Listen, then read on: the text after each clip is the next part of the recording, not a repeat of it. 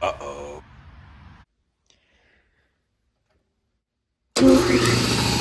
Ah, ah, ah.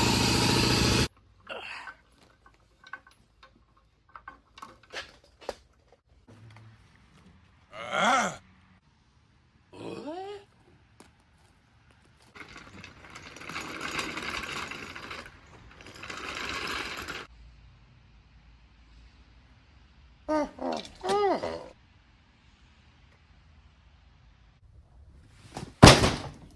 Ah, ah, ah.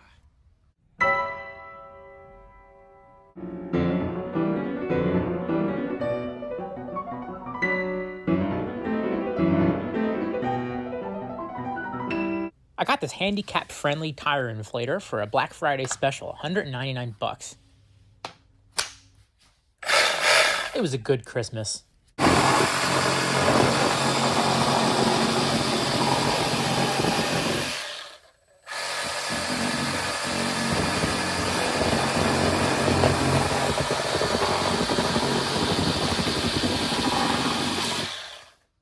Yeah, I'm doing the AVE thing again.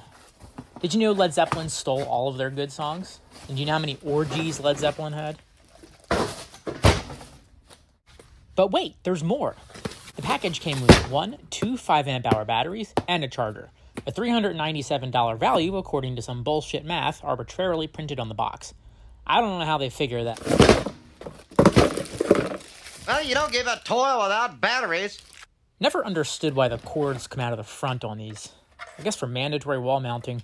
I don't know, pain in the butt if you ask me.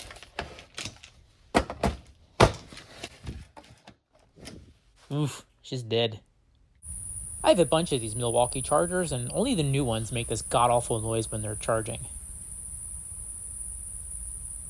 Built-in rodent repellent feature. Nice. This inflator is optimistically the ticket for guys like me. You see, guys like me, we got more tires than brain cells. I got 1, 2, 3, 4, 5, 6, 7, 8, 9, 10, 11, 12, 13, 14, 15, 16, 17, 18, 19, 20, 21, 22, 23, 24, 25, 26, 27, 28, 29, 30, 31, 32, 33, 34, 35, 36, 37, 38, 39, 40, 41, 42, 43, 44, 45, 46, 47, 48, 49, 50, There was a week, back in 2017 I remember it was, where 0 of these tires needed air. Never happened before or since. So powerful portable air is compulsory for men like us regardless of how many torn ligaments and broken bones we have. First world problems. I got 1, 2, 3 fun weekend cars and I can't drive a single one of them. But I need to keep the tires topped up while I recover. Don't want them going flat. Who parked this here? At least its tires don't need air. The power button doesn't respond to long presses, or sometimes short presses. There we go. It's kind of mushy. Press and hold the units button to cycle between pissers, some communist unit no one's ever heard of, and Browning automatic rifle. You can adjust the PSI up from 10 by multiples of 5 if you hold down the buttons, or 1 at a time if you do short presses. It's got 4 preset memory settings, which is sweet. It's my favorite feature. Just cycle to the memory slot you want to use, set your pressure, and then press and hold the remember button until it blinks at you. There you go. Now when your wife has to fill the tires, you can just tell her, setting 3. Easy. This screw-on chuck, it's pretty idiot-proof. A little slow, but as long as your valve stems are easy to reach, who can mess it up? If they're even a little bit tricky to reach, this thing is completely useless. I have the hands of a 12-year-old Chinese girl, and just look. There's no way. Mini bike owners? Go to hell. What are you supposed to do with this? These extended chucks are the ticket for both scenarios. Unfortunately, none of the included adapters will let you use one. You got a basketball, air mattress, and whatever this is for. Here's what I do. Get out your phone, go on that website, and buy these. They're like $4. They're called tank valves. Get male 1/4-inch tank valves, and then get your cheap extended chuck from Harbor Freight or wherever. Simply screw the tank valve into your chuck. I think you can see where I'm going with this. Tighten it up, put some Teflon. Kitty, get down. Down. Kitty, down. Much better.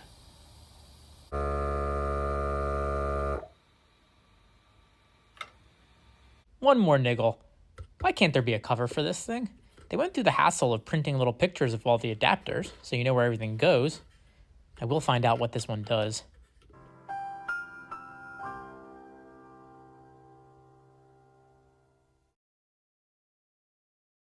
But as soon as you drop this, these are all just going to fall out and you're going to lose them. And that's pretty much where the complaints end. Check out how well it does filling this big tire on this 5,500-pound van.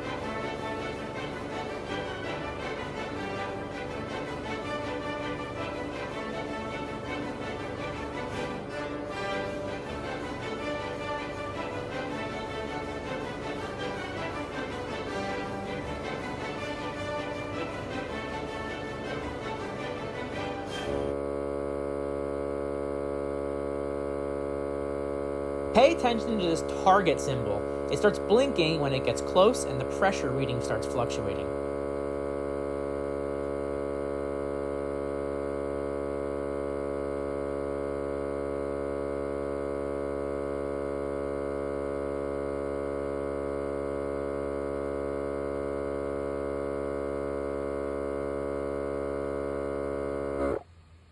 Then it shuts off and waits for a few seconds to make sure the reading has stabilized, and then it automatically tops it off if needed. This 5 amp hour battery was only mostly charged, and it topped off the Miata, the Firebird, and the Solera, in addition to bringing this 5,500-pound van's tire from 10 to 36 psi, and all that cost us. Most of 1 bar. Pretty good, and there's plenty of room for a bigger battery. As far as accuracy goes, the TPMS display on the dash says the other 3 tires are at 34 psi, so that's pretty good. If you set the pressure for 0, the inflate button becomes momentary. Great for basketballs, air mattresses, or big low-pressure ATV tires. Let's select memory 3 and top off the other 3 tires.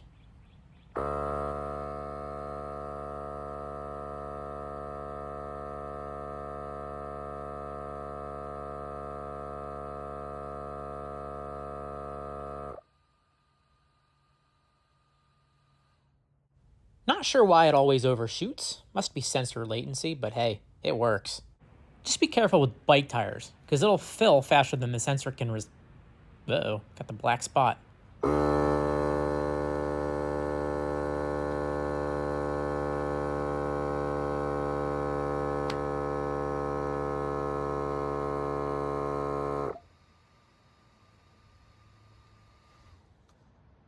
It overfilled by 30%. If you're using this on your bikes, use manual mode.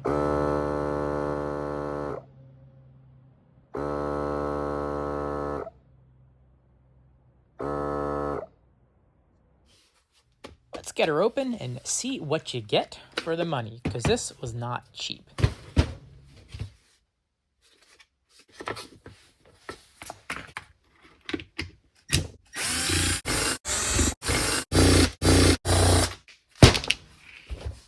There's one hidden screw.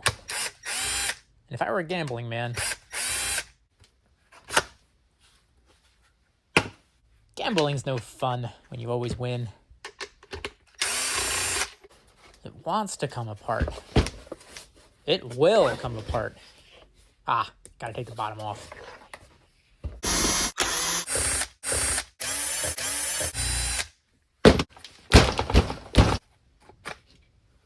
Good Lord. Look at that thick black motor. Now what? It's the hoose. Just gotta pull it through, but can't go all the way. There's a nozzle at the end of the hoose.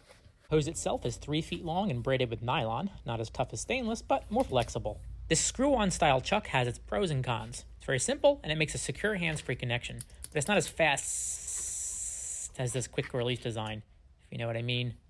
I might swap it someday. It doesn't come off, so an adapter will work. In the meantime, that'll do, donkey.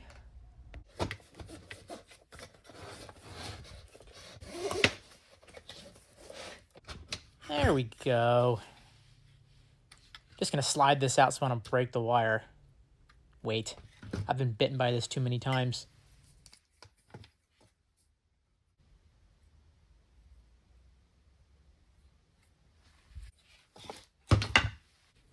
This hose goes to the pressure sensor, which just has a little diaphragm inside. The pressure on the diaphragm makes it flex and push on a little piezoelectric crystal, which generates a small voltage proportional to the amount of force on it.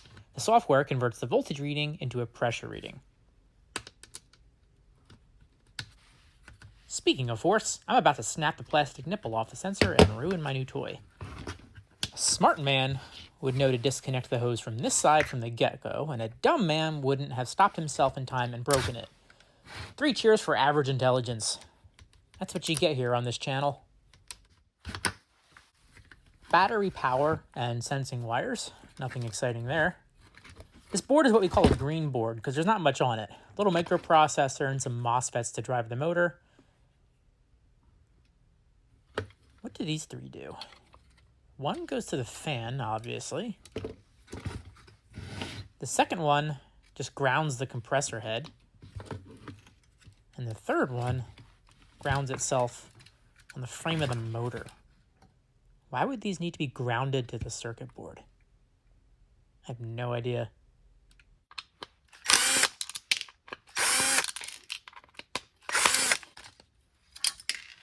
Ah, mechanical push buttons.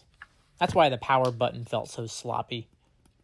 I like membrane switches. They don't give you that nice clicky sound, but they also don't wear out. At least these things are 99 cents for 1,000, so if you break one and you have a soldering iron, the sticker on the motor has that Made in China font, but it says an M18 on it, so it's probably bespoke for Milwaukee. Let's put that back in so I don't lose it.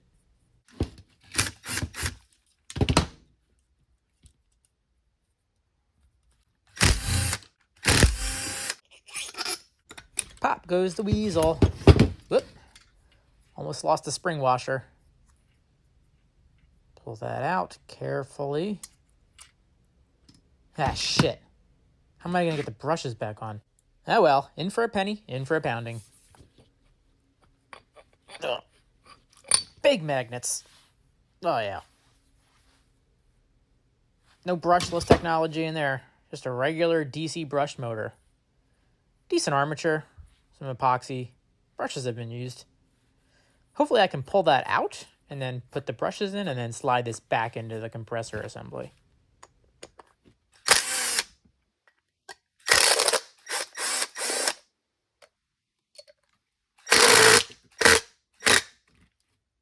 You didn't see that. A good opportunity to test out Milwaukee's new line of M0 power tools. Loctite. You know how they say engines are just air pumps in reverse? Well, check it out. There's your crankshaft. There's your rod bearing. There's a counterweight for vibration purposes. And your connecting rod. I'd be pissed if that were plastic at this price point, so good to see it's made of metal. I gotta figure out how to get this brush holder assembly back on the commutator. My channel's not big enough to not care about a $200 compressor. I think I gotta pull the armature out, but it's stuck. There's an 8mm bolt holding the armature to the connecting rod.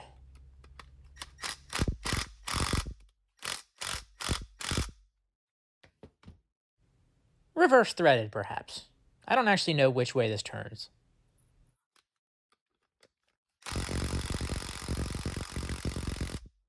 Shit. Maybe I can take the brush holder off the end cap and slip the whole thing over the bearing and the commutator bar.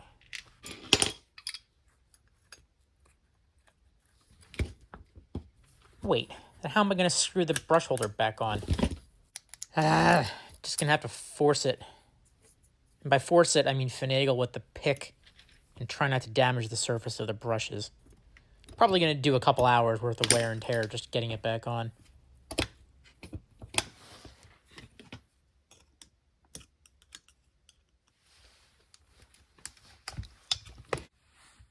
Nailed it.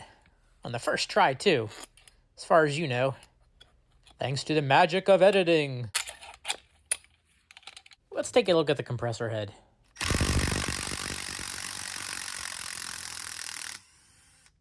Good Lord.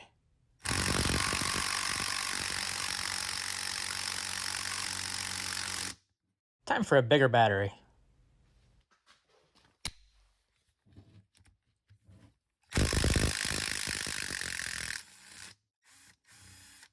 An engine is just an air pump in reverse. For example, here's your cylinder head. There's your exhaust port, a little smaller than you'd see on an engine, but it works the same. There's a valve. You've got a steel cylinder liner. Beautifully smooth. Make sure we keep that dust and dirt free. Your piston ring, which is just a rubber seal in this case. On the downstroke, air is sucked in through the valve. It's called a reed valve. And on the upstroke, that valve closes, allowing it to compress the air inside the cylinder. Unlike an engine, there's no external lubrication on the piston ring, so no matter how much you spend on it, no oilless air compressor is going to last as long as a proper oil-filled compressor. But then you wouldn't have the portability. It's even got a little head gasket. Hopefully it's not a 3rd Gen Supra head gasket. Just going to do a quick function test before I put this all back together just to find out it doesn't work. Battery's good.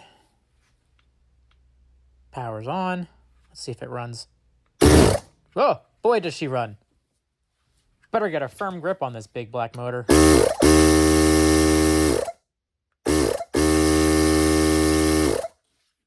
Seems to work fine without these grounds. I don't know.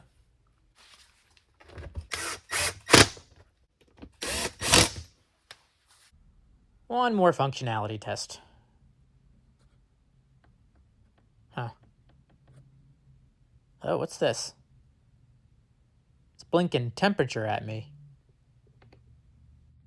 None of these wires had a millimeter of slack, so I guess some of them got pinched a little tight. Which means my average intelligence came to bite me again. That is not a ground. There's a thermistor in there. Yep, little thermistor measuring the motor temperature. And that means the compressor head also is being monitored for temperature. So the system will shut it down if either one of those overheats. Neat. You know how some tool companies will sponsor a YouTube channel? Well, this YouTube channel sponsors a tool company. You buy one impact gun, and before you know it, every power tool you own is black and red because they get you with the damn batteries. These Black Friday tool and battery combos. It's like when the crack dealer offers you your first score for free. The discount pays for itself tenfold because now he knows you're hooked. All right, let's get it back together again. No whammies, no whammies, no whammies. Hey! Let's fill up this tire. 45 PSI. Go.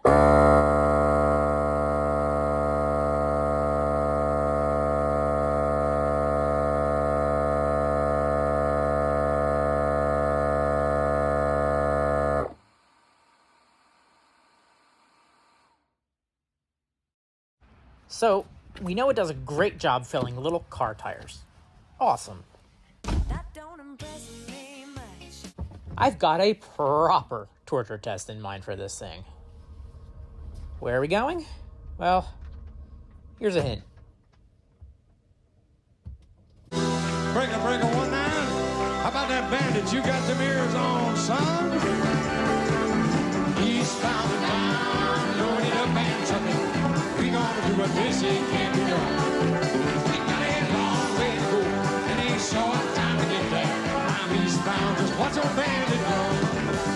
Keep your foot hard on the pedal, son, never mind them brakes. Let it all hang out, cause we gotta run the bank. Well, the boys are thirsty in Atlanta, and there's beer in Texarkana, and we'll bring it back no matter what it takes.